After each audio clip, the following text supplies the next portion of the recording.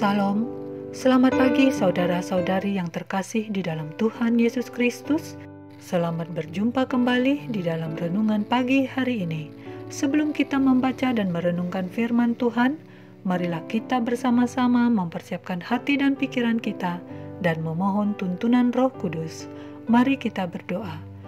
Bapa kami yang di sorga, dikuduskanlah namamu, segala hormat dan kemuliaan hanya kepadamu. Pagi hari ini, kami datang sujud menyembahmu. Kami mau bersyukur untuk pemeliharaanmu kepada kami selama ini. Dan kami rindu untuk kembali mendengarkan firman Tuhan, untuk menyegarkan jiwa kami yang dapat memampukan kami bertahan menghadapi ujian hidup ini.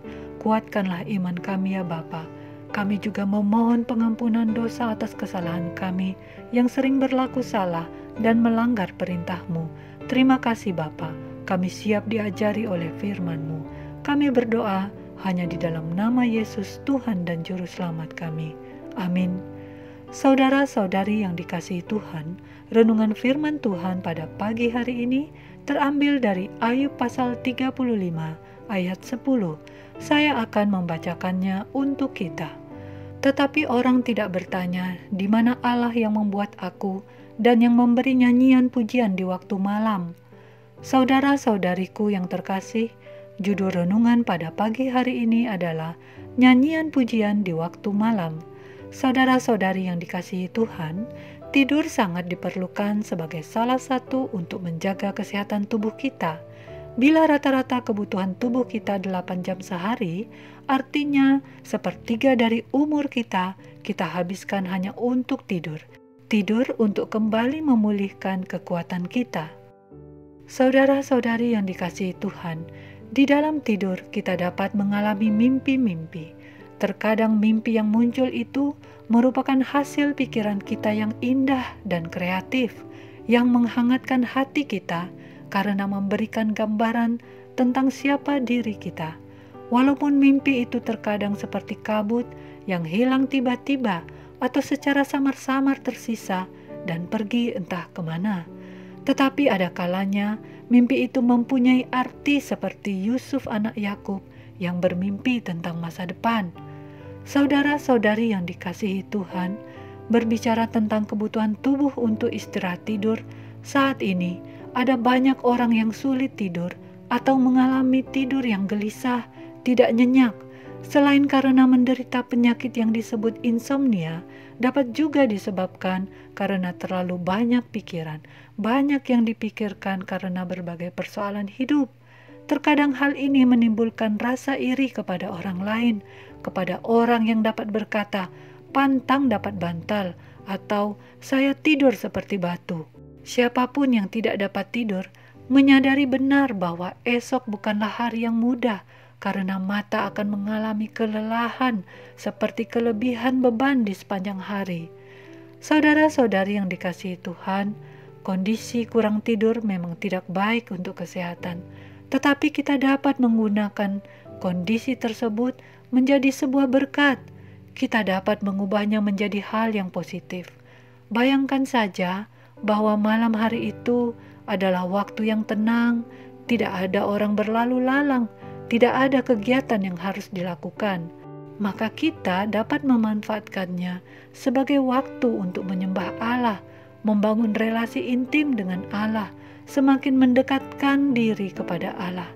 Kita bisa lebih lagi di dalam doa, membaca firman Tuhan.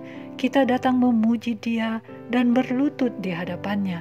Kita dapat mendoakan segala permasalahan kita dengan mengungkapkan banyak hal, apakah kegagalan, kekhawatiran, kekecewaan, bahkan konflik, dan kita kembali menyerahkan keselamatan diri kita kepada Tuhan. Saudara-saudari yang dikasihi Tuhan, susah tidur, mengalami malam yang gelisah, sesungguhnya kita tidak perlu resah. Bersahabatlah dengan kegelapan malam itu, di mana Tuhan dapat hadir mengunjungi kita, memberikan petunjuk dan menasihati kita, sehingga kita dapat mendengar rencana yang telah Tuhan siapkan bagi kita.